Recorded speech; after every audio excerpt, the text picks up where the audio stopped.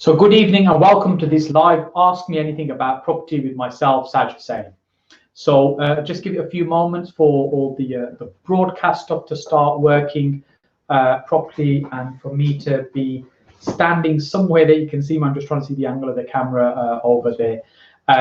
So I'm just going to twist this a little bit more towards me, if that's okay there. So hopefully that's a bit better. So this is a live broadcast going out on Facebook, LinkedIn, YouTube, Twitter and Instagram, so on 5 platforms. So regardless of where you're watching this evening, so first of all, thank you so much for joining me. This is an opportunity for you to ask whatever questions you like around property. I have a few questions that have already appeared on social media, which I'll start working through. If there's any questions you've got, just put them in the comment section below. And the team have got Khalid and I that's helping out this evening, so they'll get questions from me. I'll try and work through those. And if I can't get them answered this evening, I'll make sure I do that next week as I'm doing this live Q&A session every Monday. So we'll get started with questions in just a moment. Just let me know you can hear me okay, and then we'll get started. So I'm just going to grab some questions I've already got as one from beforehand. We all good with broadcasting okay? Fantastic. So as I said, this is live, unless you're watching the recording, in which case it's not live. So first question I've got is from Amjad Mahmood of Big Estates Limited. Are HMOs good options by hospitals? So essentially, do HMOs work near hospitals is the question, I guess. Well, when you're creating HMO, it's thinking about who is it you're creating it for. The way I think about it is products. These are products that you're creating, and who are you creating this product for? Who's going to use it? Who's going to consume it? And who's going to benefit from it ultimately? So if your HMO is near a hospital, you'll be targeting the staff at the hospital, what type of staff you've got. You've got nurses, you've got doctors, maybe some consultants. Some people will be living in the area. Some people will be working temporarily in the area on maybe contracts. So it's thinking about the market that you have and then trying to create it for them. So for example, we have one property which is very close to one of the main hospitals in Birmingham. We get quite a premium rent on that property, way above what we get for other properties for rooms. It's a really nice HMO, and it's mostly targeted at the doctors. So it's doctors that are there on contracts, working in the area. They've probably got their main home elsewhere in the country, or sometimes they're from overseas. They're working here just on a contract at the hospital. They're probably on a very high salary. So this is convenient for them. It's nice. It's very local. It's nicely furnished as well. So it's perfect for them. So thinking about your clientele, your customer that's going to be consuming your product, as I said, and tailoring it for those. So for example, if it's for the doctors, it might be slightly different than if you're creating it, say, for nursing staff or administrative staff that might be working at hospitals. Because at hospitals, it's not just nurses and doctors. You've got all the admin people that work there as well. So absolutely, in short, HMOs work close to hospitals. It's about creating a product that's right for your clientele, and thinking about it in zones is the way I think about HMOs for where you're targeting. So your primary zone is you literally would walk out of the front door of the property, and within a minute or two you'd be at the gates of the hospital. That'd be primary zone A category in my mind. Your zone B would be a little bit further away. Maybe it's a 10-minute walk, 15 minutes maximum from leaving the property to get into the gates of the hospital. So that would be like a secondary location, zone B. And your zone C, or your tertiary location, would be, say, more than 15-20 minutes away, whether it's a bus ride, whether it's a walk, maybe up to half an hour. Personally, I think that's not the best place to be creating properties. Zone A is my preferred one, because regardless of level of competition, you're always in the best possible place. So you'll attract clients. You'll have more demand than supply effectively, rather than another situation where you may have more supply and not enough demand, which often will happen in a zone C type area. So getting the location as close as you can to the hospital, thinking about who within the hospital you want to target, and absolutely I think your HMOs would work there. And of course you want to do other research as well, to see who else is advertising, what prices they're charging, check out competition, go and have a look at them, even talk to other landlords as well that are letting in the area and how they find the market and how it's evolved, particularly those that have been doing this for quite some time. So hopefully that's answered your question. Let me jump on to the next question that I've got, which is from Jason Holden of Design Space 2 Limited. Jason's question: what's the key things that you would think about that you would add value to property investors in Birmingham, West Midlands? At present, I have my own ideas. Let me just make sure I understand the question. So what's the key things that you would add value, you think that would add value to property investors in Birmingham, West Midlands at present? As I have my own ideas, but with your experience, I'd like to be aware of anything that might be missing. So I think what you're, and let me know, Jason, if you're watching, if I'm answering the right question, but I think what you're asking is, as somebody who's out there sourcing properties and also working in an architectural agency, how you can add value to property investors locally. One is, of course, sourcing opportunities. When you're finding opportunities, people are always interested in opportunities that you might have. What is an opportunity? Well, an opportunity is really something, it's a property that somebody else can, to benefit from financially, they can make some money from that. And it may be it's below market value. It may be has the ability to renovate and then sell it on. It might be it has some land to the side which could be developed, extended, another dwelling being built on it. Whatever it might be, this is an opportunity for somebody. An opportunity will mean different things to different people. Your role, for example, as a sourcer here, is to package up what's desirable. Now, Jason, if you're able to find properties that are massively discounted below market value, you'll have no shortage in terms of finding buyers for that, because you're adding value. The value you're bringing to the table is an opportunity for somebody else to make money on a property that you found for them. And if you're thinking about the architectural, the business as well as an architect's practice, how you can add value to those people that are investing in property, think about what is it they're looking for. So, for example, in Birmingham, we've got Article 4 coming in next year. Think ahead about how you could provide a service that's going to add value to property investors. It might be a process that you've got in place, taking them from hand-holding of identifying a property to helping them get through the planning process and to get those properties up and running. It could be packages where you've got floor plans, which are when the property is initially purchased. You've got a set of marketing plans which are used for marketing the property once a property is finished. It could be building regs, drawings as well. It could be the floor plans for the license. That could be packaged up as a deal, as a bundle for property investors where you're adding value. So then you're targeting specifically people that are looking to do HMOs. They need various sets of drawings, and you can do those as a bundle. For example, it might be for a 4-bedroom is this, for a 5-bedroom, for 6, etc., etc. Within the Birmingham postcode is this, further afield it's this. So that's another way you could be adding value. So I'm a little bit unsure if you're talking about from the angle of a sourcer or from the angle of that of an architect's practice, but hopefully that's given you some context to be thinking about. So I've got some other questions here. So this one's from Alice from Aroma Care. I'm terrible at pronouncing names, so my apologies for that. I've probably got that wrong. Can you explain how money can be recycled with HMO by taking the money out that you have initially invested? So couple of reasons why people get involved in HMOs or interested in HMOs is when you look back, say 10 years ago, where there wasn't that much interest in HMOs, particularly at the time when I got involved in them.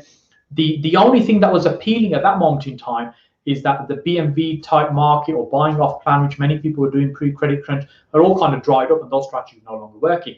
And people still need to create an income from properties, so they were looking at properties. How can they get more money out of those existing properties or properties that we're acquiring? So which is where HMOs kind of tick the boxes, where you've got multiple rents coming in rather than a single rent. That's what kind of created HMOs to explode as a strategy, as a kind of thing a lot of investors are interested in, because really you're maximizing the amount of income you can create out of a building. You're squeezing all of that income out of it, rather than it, for example, being occupied, single occupancy, maybe by a family. So that's ultimately why they're doing that. The other reason is you're adding significant value either by the renovation, the conversion in the property, or because the income you're creating. So think about it like this. Let's say you you acquired an empty shop on the high street. So we're in our office now, just on the high street here, a very busy high street. Let's say I find an empty shop here and I decide to open up a pizza shop. Now, so I've got an empty shop that I've got to spend some money on to convert, to get the ovens in, etc., etc. I've got some marketing, I've got staffing costs, I've got it up and running. So I've got setup costs, and I've got operational costs, and hopefully this pizza restaurant takeover will start making a really good income, and to a point where it's a machine, where it's running, making money every month.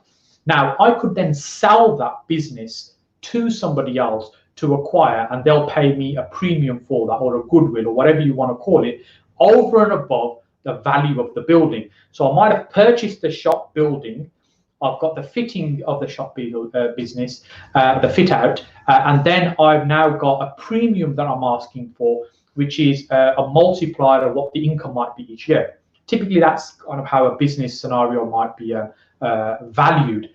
But when we apply the same to a HMO, it's not that different. What we're doing is we're taking on a building, we're renovating it, which is our upfront setup costs, and getting it up and running. Then we've got operational costs in terms of paying utilities and management, etc., etc. But we've got an income coming in, or which might be a sale revenue. Say, for example, the pizza restaurant. Here we've got rental income coming, and multiple rental incomes. Once it's up and running, it should be just running very smoothly. It's like a cash machine. You turn up, put your card in, you get your cash out. That's effectively what's happening. You've produced a machine that makes money every single month. As long as it's been set up well, it's in the right location, it's been run well, without failure, that should be making you money. And that is worth something, and that has a value. So in HMO terms, we talk about commercial values. So to answer your question about getting money out of these type of properties, refinancing, this is the other reason HMOs have become so popular, because you can increase its value quite significantly, often way above what it's worth as a house, what's called bricks and mortar. You increase its value because the income it's creating, and then you borrow against that. It's like taking out a business loan against that pizza restaurant, so you can buy others, or you can whatever you might be doing. So it's essentially that's what you're doing. So you're sometimes, not always, looking for a valuation on that property which may be significantly more than the bricks and mortar value, i.e. what it's worth as a building. Because of the income it creates, you borrow a percentage of that, and there's a good chance you could get all your money out. Now, that's the holy grail. It isn't always possible. It just depends on the location, the type of property, what's happening. On the ones I do, we don't always get all the money out. Sometimes it's possible, and sometimes it isn't. It just depends what's being created, which lender you're using, how they're valuing the property, and many other factors as well. But in a nutshell, that's essentially how it works, and that's how you're pulling your money out and recycling.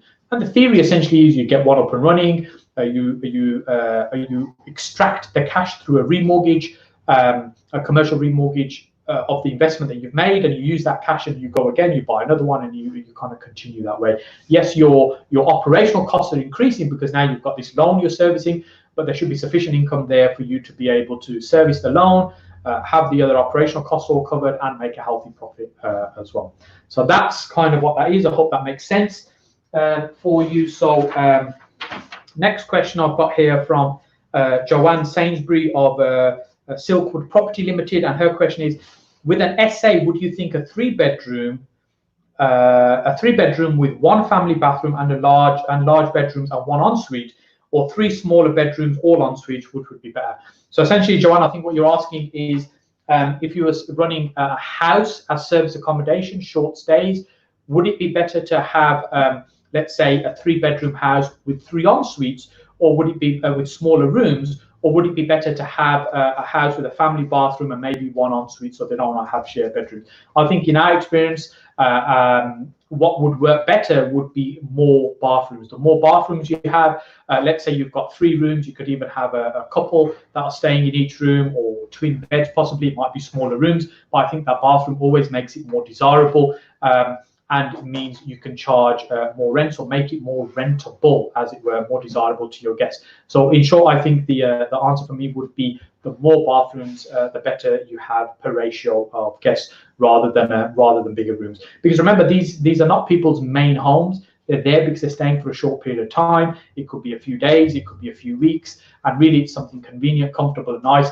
And just think yourself, I mean, if you were staying at a hotel and you were sharing a bathroom with somebody, it's never really the same experience as having your own bathroom. And these days, really, there's very few hotels you go to. I can't think of any actually where you'd have to share a bathroom with somebody else. I'm sure some probably exist, but I can't think of any right now. So I think that just makes it more appealing. So hopefully, Joanne, that answers your question. Let me see how we're doing for time. We're good for time. So so here I've got a question from Ryan Malik, which is on Facebook. And Ryan's question is, what would be the best areas for HMOs in Birmingham? Well, Ryan, there needs to be some context behind that question. And what I mean by that is, who is the HMO targeted at, and what is it ultimately you're trying to achieve?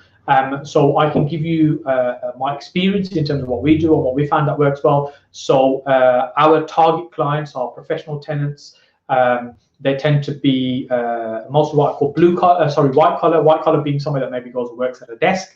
A blue collar, somebody that's working. It might be, say, a driver job, working retail, it could be warehouse operative, something like that. The vast majority of white collar, small percentage of blue collar. That's our typical tenants. They tend to be mixture, male, female. Age range tends to be sort of early 20s to late 30s. That tends to be, if you like, the profile of many tenants. So our product that we create is for them. Now in Birmingham, if you're familiar with the areas, I'll quite happily give you the postcodes. I think work really well. And the areas. So you look at around Kings Heath and Moseley, so B13, B14. Then B16 Edgbaston, B17 Harborne. These are the areas I think work really well for these type of tenants. And then also on the north side of the city, you've got Erdington, B23, B24. Now, in a nutshell, these are the main kind of areas. A lot of our properties are in these areas, and we find they work quite well. Sometimes people will say, well, look, there's already loads of HMOs in this area. Why would you want to go and create another HMO in that area? There's already so many there. And using the shop analogy again, you could either have a little shop that you're creating, going back to my little pizza restaurant. I could have something in a side street somewhere where occasionally we get a little bit of footfall, and I've got to work very hard on the marketing and bringing people to me. Or I could be bang in the city centre, the busiest location where there's thousands of people, brilliant footfall, where I'm going to get people just wandering past the shop all the time, and I find it very easy to have customers wandering. It's exactly the same with the HMOs. Because these are established areas, they're recognized areas, there's a lot of HMOs, a lot of competition, we find it's much easier to let in those areas because there's more people looking, rather than if you go out to some of these areas which are really not as well known. It's not quite the same as London, where I speak to many people that run HMOs in London. They let rooms very easily, particularly if they're just kind of near some kind of public transport, like a tube station, for example. They don't really struggle to let their rooms, regardless of where they are. Birmingham's not the same. Birmingham, you find there's pockets that work better, and I'm sure it's the case with many other towns and cities as well. There tend to be little pockets that work really, really well, and other places that work okay. So the ones I'm sharing with you, the ones I think works very, very well, and we run a HMO letting agency, so we get a huge amount of experience in the areas that we think work really well and where the demand is. And if you go back 20, 30 years, pre-HMOs as we know them today, the likes of Edgbaston and Moseley, so B16, B13, were always traditionally areas where there were big houses being cut up into either small flats or HMOs. So they're established for that type of accommodation. People know that. Even overseas, a tenant sometimes when we get asking, they'll ask for something like, what have you got near Edgbaston and things like that. And it's not necessarily because there's something about that area, it's just that they've heard that that's a place maybe they should be. With the benefits of like Kings Heath and Moseley are, you've got all the shops, a nice busy high street in Kings Heath, and then Moseley you've got all the nightlife, the bars, the restaurants, the cafes, even the daytime activities tend to be sort of quite buoyant in Moseley Village with the cafes and stuff. So these areas work quite well. The challenge, however, that you have in these areas, because they are so well established, because they're so strong, and because of the number of people being producing HMOs have been increasing over the last few years, the prices for these properties are quite high. So sometimes making the numbers work can be a little bit of a challenge. But it's not just the postcode. So just to be absolutely clear to you, it's important to understand the micro markets of that. So for instance, let's say if we look at King's Heath, so we've got the main shopping area, then it kind of the B14 postcode stretches way up into Maypole. So someone who doesn't really understand the area, I think, oh, actually that's fine. It's a B14 postcode, which is what Saj said. It's a great postcode. It is if you are near the high street. If you are way at the other end, where really it's very quiet, I think you're probably not going to be in the best location for creating a house that's going to work well as a professional HMO. Also, you could be in what I call the next best area. So I was talking about zones earlier on. So let's say you're in you're looking at B14 and you want to be close to the high street. You could be just outside the postcode, but easy access to it. That finds it also works well, because tenants are not obsessed about postcodes. And it's not about they need to be in this particular postcode. They just look about locations, and they don't worry about the boundaries. So sometimes you can be just outside, and that can work quite well as well. So I hope that makes sense. I hope it gives you a few pointers. If you're Birmingham wise, ping us a message. In fact, come along to the monthly property meet I run, which will be flashing up in a bit, which is sajhussain.com/networking. We meet on the 3rd Tuesday of the month. Come along, we can have a chat and introduce you to many other people doing HMOs in Birmingham as well. We have about 100 people that meet there every month. In fact, we have 100 people without fail because we close the door in terms of ticket sales once we reach the 100. So come along to that as well. So next question, I'll bet how we're doing for time. We're good. We could see if we can squeeze 2 more in before we finish. So I've got a question here from Peter Martin, a bridging question. What percentage would you pay back on a typical BRR? I think essentially, Peter, what you're asking is the rates you pay on bridging. My preference is not to use bridging. I prefer to work with private individuals who are my funding partners, who are effectively funding the deals. And the way that works is either they're a partner in the way of a joint venture partner, and we're sharing the risk or the reward, or they're funding it in the way of they're lending money for that deal, very similar to what, say, a bridging company would work. But because it's people you know, you have an established relationship with, it's much easier, much faster to get these things done rather than trying to jump through all the hoops for bridging. But let's say you are using bridging, what's the typical rates?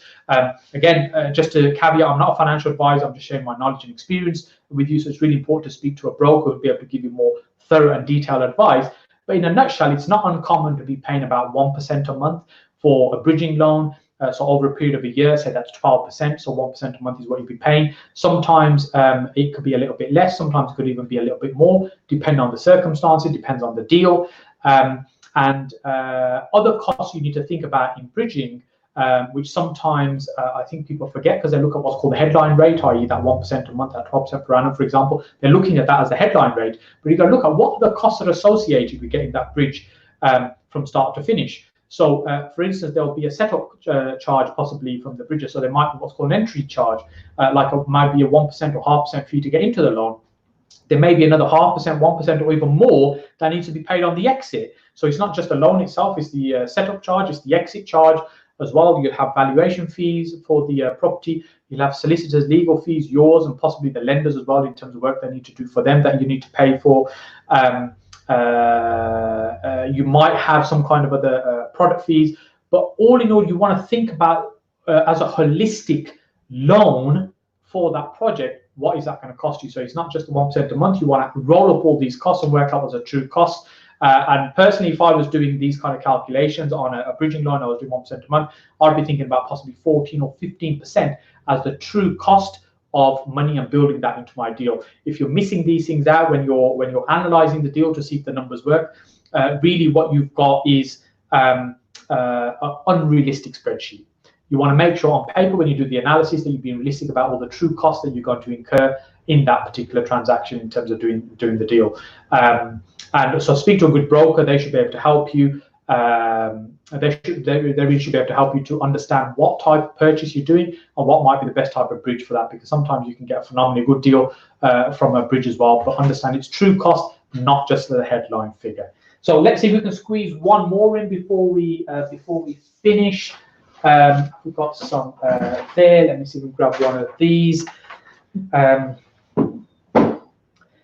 So let's take Humaira Alvi's question as the last question for today. And some of these other questions that have just been coming through now, I'll aim to do them next week on Monday's call, which this is hopefully a regular thing I'll be doing every Monday at 8:30 p.m. But keep those questions coming, because I'll hopefully get those answered for you.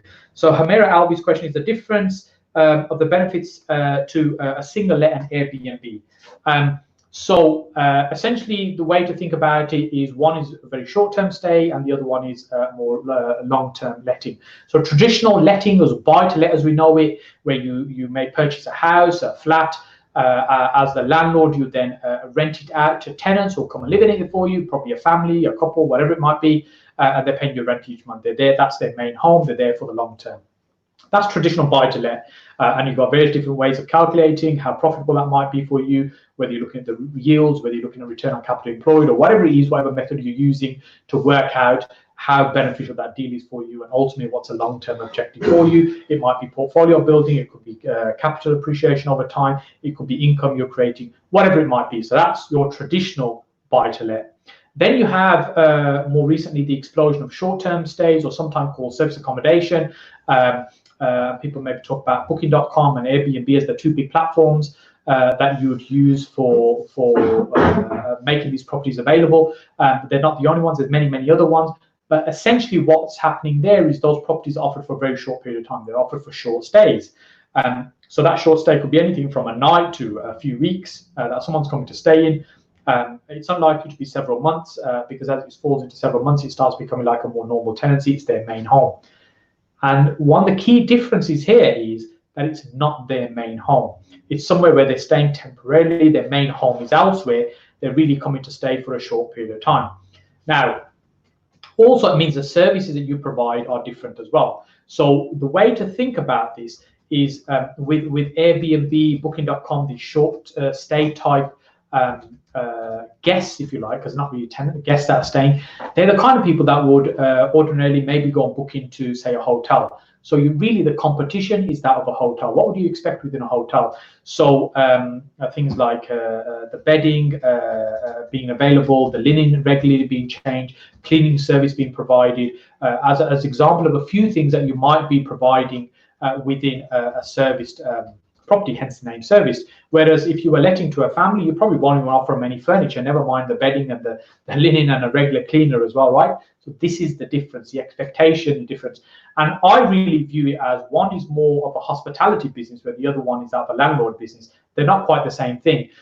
And the returns you can make on short stays are much higher. You're doing more work, but definitely very profitable. You can make much more money. So we've been doing this for a little while now. IDAS works with the team who's been working on building that side of the business, doing phenomenally well in terms of how that's working. Looking to share more about that next year in terms of how that's been working for us. So I think it's a great business. There's some areas of it which are a little bit grey, a little bit unclear. It's not regulated right now, and there's people talking about maybe some kind of regulation come to the market. So it's important to be aware of how these strategies may adapt, and you should be ready to adapt as well when they change. So hopefully that's you found that useful. Humaira, just glancing at my watch there in terms of time. So we've gone through a few questions. What I will do is next Monday, make sure I pick up on the question that we haven't already answered and answer those. If you want me to answer your question, then make sure you put it into the comment section, regardless of what platform we're on, whether it's Facebook, LinkedIn, YouTube, Instagram, Twitter, whichever platform we're on. Make sure that you put your questions in, and I'll get those answered. And next week we'll do another broadcast, and I look forward to seeing you then at Monday at 8:30 p.m. Thank you so much.